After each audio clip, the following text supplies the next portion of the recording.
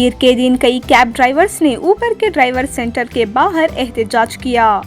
مظاہرین کا کہنا تھا کہ کمپنی کی فلیٹ ڈرائیورز اور آزاد ڈرائیورز کے درمیان تفریق کی وجہ سے ان کی آمدنی کم ہو گئی ہے، جسے اوبر نے سختی سے مسترد کر دیا ہے۔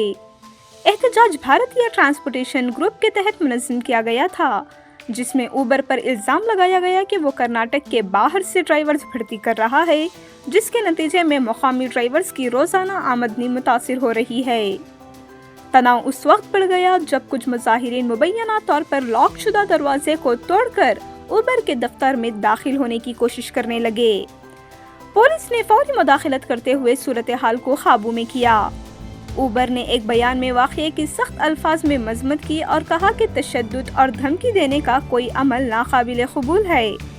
کمپنی نے کسی بھی قسم کی ترجیحی سلوک کی مکمل تردید کی اور کہا کہ ان کی پالیسیز تمام ڈرائیورز کے لیے شفافیت اور مساوی مواقع کو یقینی بناتی ہے۔